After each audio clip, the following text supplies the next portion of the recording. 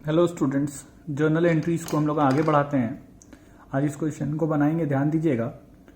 Enter the following transaction in the journal of Sahil brothers. तो हम लोग format बनाएंगे, सबसे ऊपर लिखेंगे जर्नल्स ऑफ साहिल ब्रदर्स।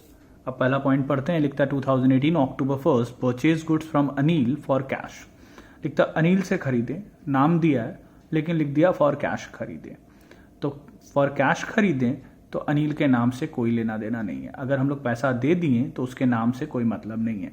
तो गुड्स खरीदें, गुड्स आया, पैसा गया, गुड्स खरीदते हैं तो परचेजेस लिखते हैं, तो लिखेंगे परचेज अकाउंट डेबिट, और पैसा गया तो लिखेंगे टू कैश अकाउंट। तो एंट्री का purchase account debit to cash account 40,000। ठीक है। दूसरा देखो, परचेज गुड्स फ्रॉम अतुल। यहाँ अतुल से खरीदें और यहाँ नहीं लिखा फॉर कैश, इसका मतलब ये उधार खरीदें, और उधार खरीदते हैं तो एंट्री करेंगे purchases account debit to Atul's account. ठीक है। और या फिर purchases account debit to Atul. Personal account में अकाउंट लगाने का जरूरत नहीं होता है। ठीक है। नेक्स्ट देखिए, रिटर्न गुड्स टू अतुल। ये नया पॉइंट है कि अतुल को हम लोग जो गुड्स खरीदे थे उसमें से कुछ वापस कर दिए 3,000 का। तो जो खरीदे थे वापस कर दिए। खरीदने के टाइम हम लोग एंट्री किए परचेजेस टू अतुल, तो रिटर्न करेंगे तो इसको उलट दो, तो एंट्री हो जाएगा अतुल टू परचेजेस। और जब रिटर्न करते हैं ना तो लिखते हैं अतुल टू परचेजेस रिटर्न। यानी जब खरीदते हैं तो परचेज लिखते हैं और वापस कर देते हैं तो उसको परचेजेस रिटर्न लिखते हैं या रिटर्न आउटवर्ड लिखते हैं। तो एंट्री होगा Atul's account debit to purchase return account. ठीक है। Next, paid cash to Atul. Atul को पैसा दिए, तो पैसा दिए तो एंट्री होगा Atul's account debit to cash account. पैसा दिए, पैसा गया, तो अतुल्स टू कैश। ठीक है। नेक्स्ट देखो, sold goods to Charu. Charu को गुड्स बेचे 1 लाख का, तो एंट्री होगा Charu's account debit to sales account. जब बेचते हैं तो सेल्स लिखते हैं, तो एंट्री होगा Charu's account debit to sales account 1 lakh. फिर लिखता है चारू रिटर्न 20% ऑफ गुड्स। जो बेचे थे उसमें से 20% चारू वापस कर दी। तो देखो, बेचते समय एंट्री किए चारू टू सेल्स, जब रिटर्न होगा तो उलट देंगे, तो एंट्री होगा सेल्स रिटर्न टू चारू। ठीक है। सेल्स रिटर्न टू चारू, और सेल्स रिटर्न को रिटर्न इनवर्ड भी बोलते हैं।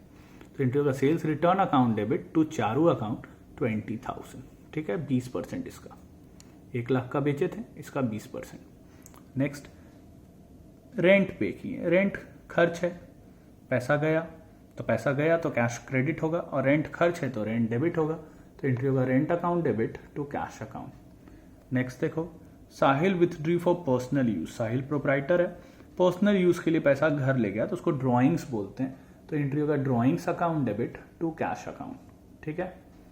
पैसा गया बिजनेस से, बिजनेसमैन घर ले गया तो बिजनेस में से पैसा गया तो कैश क्रेडिट होगा, और ले जाता है प्रोप्राइटर तो उसको ड्रॉइंग्स बोलते हैं, तो ड्रॉइंग्स डेबिट होगा।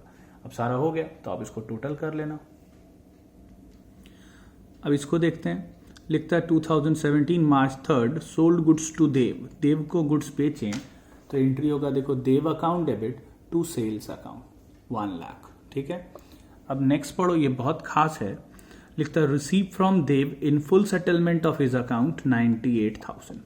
देखो, देव को हम लोग 1 लाख का गुड्स बेचे थे, देव से हम लोगों को 98,000 रुपीज मिला, वो भी इन फुल सेटलमेंट। इसका मतलब अब और नहीं मिलेगा। तो मिलना चाहिए था 1 लाख लेकिन मिला 98,000। तो देखो, कैश मिला हम लोगों को तो कैश आया तो कैश डेबिट होगा।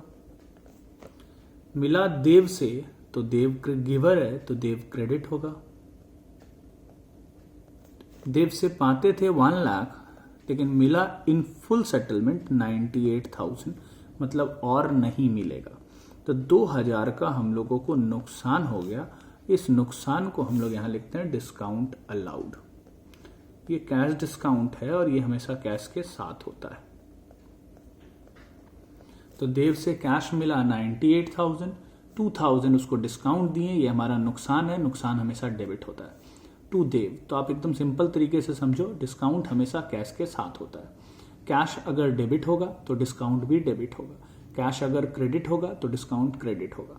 जब डिस्काउंट डेबिट होता है तो उसको डिस्काउंट अलाउड बोलते हैं, और जब वो क्रेडिट होता है तो उसको डिस्काउंट रिसीव बोलते हैं। तो देव से पैसा मिला, कैश आया तो कैश डेबिट होगा तो डिस्काउंट भी डेबिट होगा और उसको डिस्काउंट अलाउड लिखेंगे। ठीक है, नरेशन हम नहीं कर रहे हैं, आप लोग कर लीजिएगा। नेक्स्ट देखते हैं, सोल्ड गुड्स टू मनमोहन। इस बार मनमोहन को बेचे 80,000 का गुड्स, तो एंट्री होगा मनमोहन का account debit to sales account 80,000। ठीक है, फिर लिखता है 8th को, ध्यान दो, मनमोहन रिटर्न गुड्स 1000 का मनमोहन वापस कर दिया, तो मनमोहन वापस कर दिया तो हम लोग एंट्री करेंगे यहाँ सेल्स रिटर्न अकाउंट डेबिट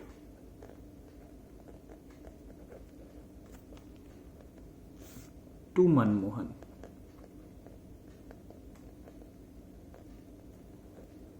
और 1000 का मनमोहन वापस कर दिया, तो सेल्स रिटर्न टू मनमोहन।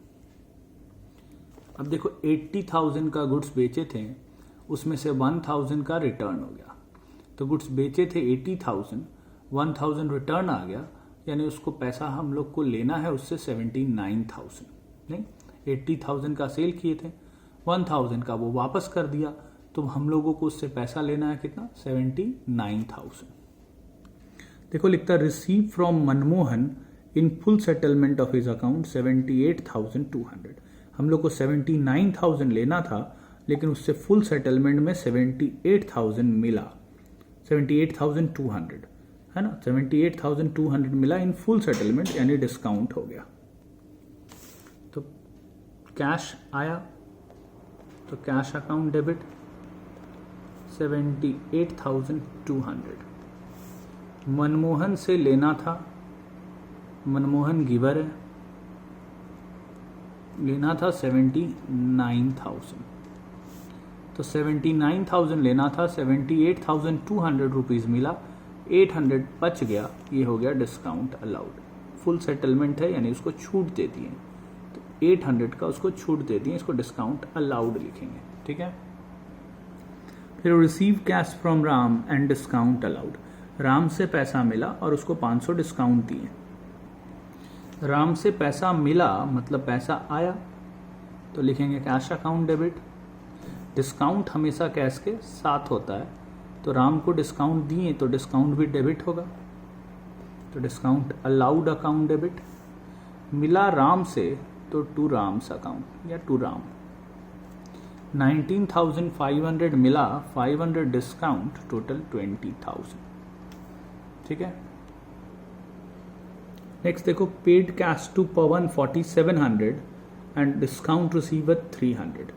पवन को पैसा दिए और उससे डिस्काउंट हम लोग को रिसीव हुआ। पवन को पैसा दिए तो पवन हो गया रिसीवर, रिसीवर है तो डेबिट करेंगे, तो पवन सा अकाउंट डेबिट। पैसा दिए तो पैसा हमारे पास से गया, तो पैसा क्रेडिट होगा।